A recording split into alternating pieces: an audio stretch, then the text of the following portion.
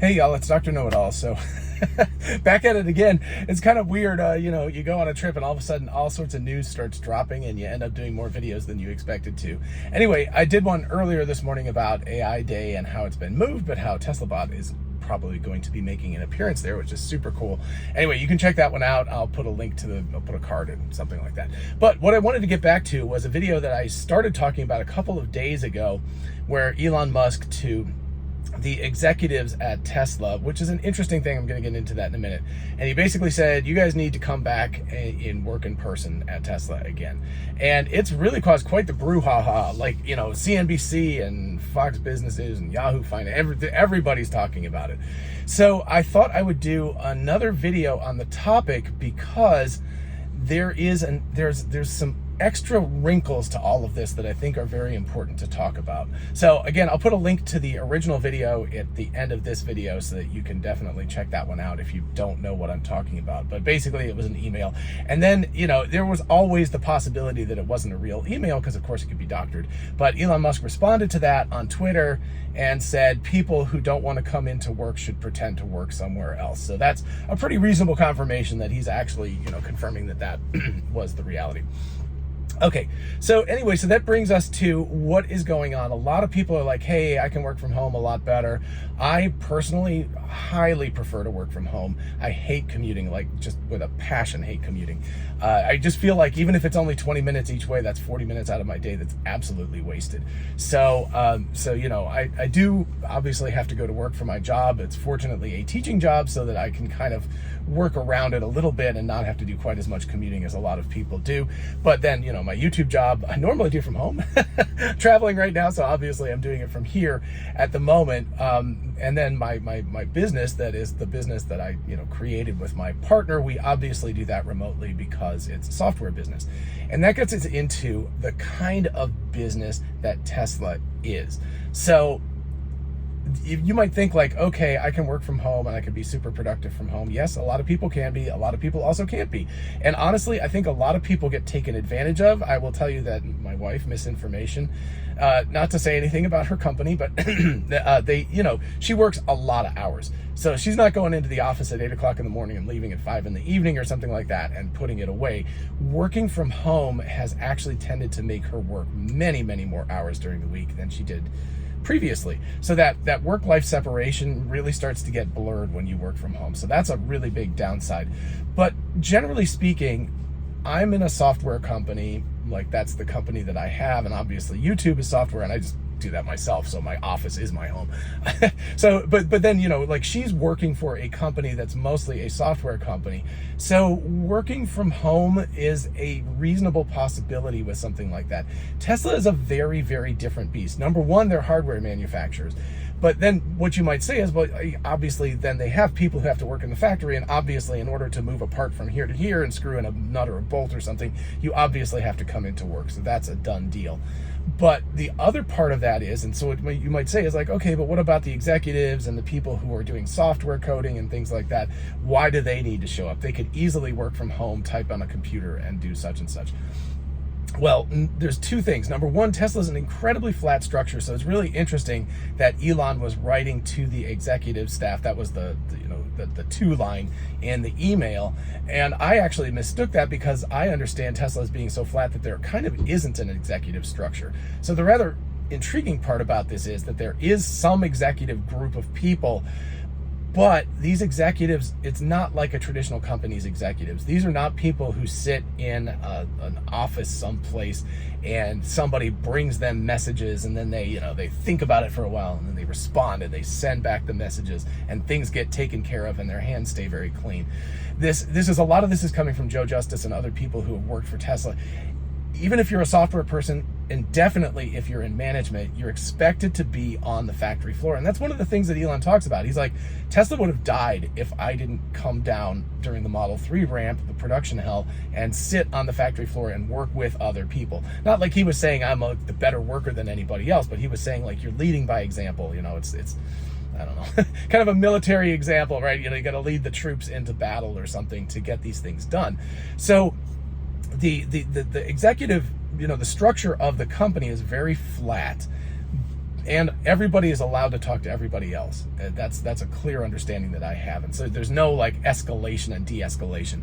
But the other piece of this is that people who are marked as executives and people who are marked as software people and people who are marked as whatever, human resources, whatever, that they're expected to get their hands dirty, right? If you're working at Fremont or Austin or Berlin or Shanghai or whatever, and you're considered an executive, you're expected to be on the floor helping with things. And part of that is that Tesla is an agile hardware company.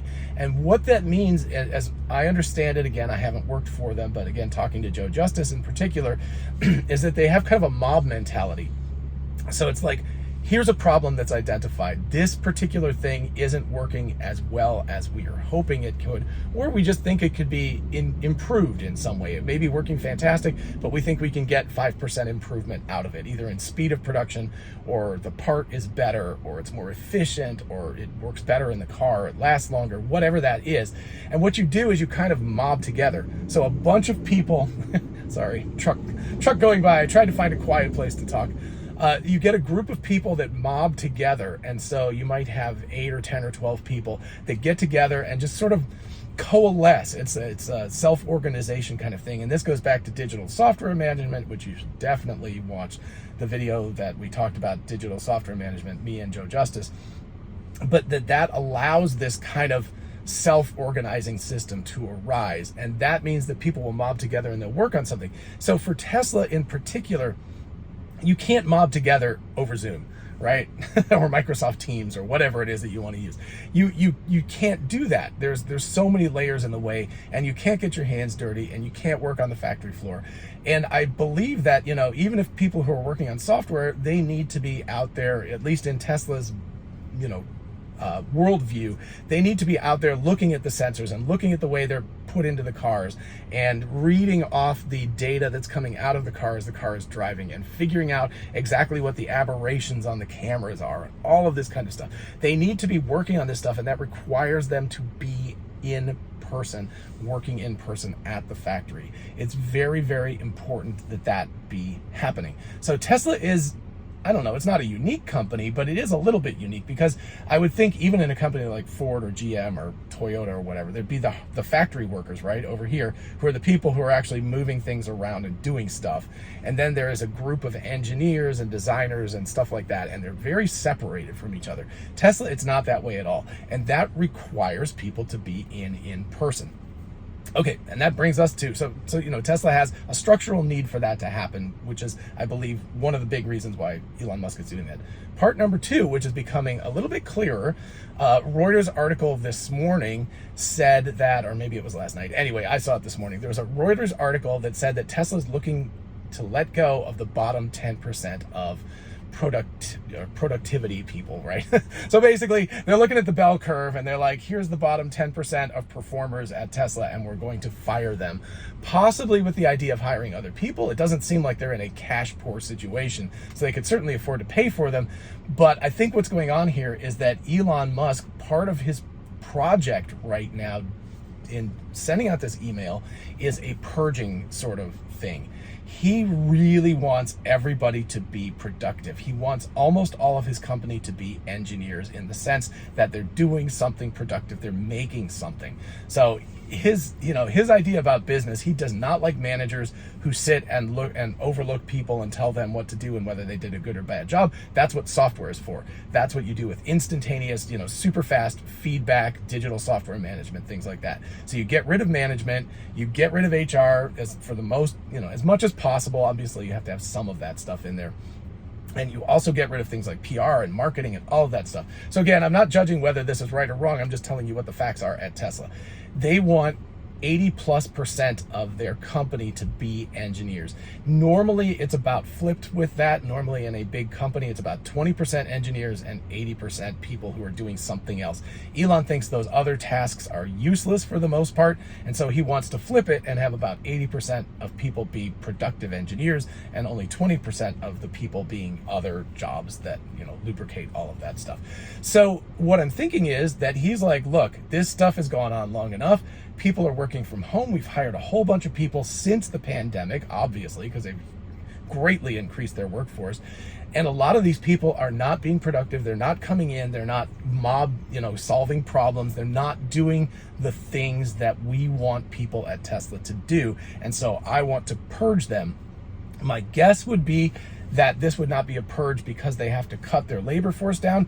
It would be, so I know it's more than 100,000 now, but just say it's 100,000 people that are being employed at Tesla right now. If they can chop off 10% of the lowest performing people, especially if it's executives, because they tend to get paid more money, right? Although I think, again, the pay structure is relatively flat at Tesla. But anyway, so, assuming these people are being paid a relatively higher salary, and they're not coming in, and they're not performing as much work as possible, Elon's like, get out of here. And that 10,000 people, they'll just fire those people, and then what they'll do is they'll rehire better people now that things have changed around. And he's very clear. He's like, go someplace else. It's not like you have to work at Tesla. You don't have to. And honestly, it sounds like a pretty hard job. So I think a lot of people may choose that it's good on your resume, right? You can be like, worked at Tesla, somebody else is going to hire you. It's going to be a great calling card to go out there. So there will be people who will voluntarily quit. There are also going to be people who are going to be fired by Tesla for not performing as well as they should be, part of which would be that they won't be coming into work. In fact, he said that. He said, if you don't come into work, we'll assume that you have resigned and we'll just stop paying you. So all of these things work together to make me think that, he wants to revamp the culture of Tesla. It has nothing to do with money. They can easily afford to pay these deadweight people, but he hates paying deadweight people. So he wants to revamp the culture. He wants to get rid of the people who are like, I only want to work from home. I don't want to get my hands dirty, all of this stuff. Get rid of those people. They're either voluntarily going to leave or they're going to get fired. And then they can hire people back in to replace those people who are more on, the same page with Tesla and with Elon Musk in terms of what he's interested in doing and making the company go forward. So I think that is the sort of meta reason for what he's doing here, is he's trying to purge out like Tesla and reset the culture. I think he's very dissatisfied. I think he feels like the culture has gotten sort of down the pandemic rabbit hole of everybody just wanting to stay home and do their own thing at home.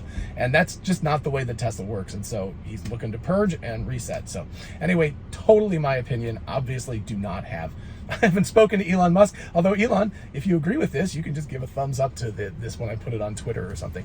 Anyway, I hope everybody's having a great day, and I will talk to you all again soon. Bye-bye.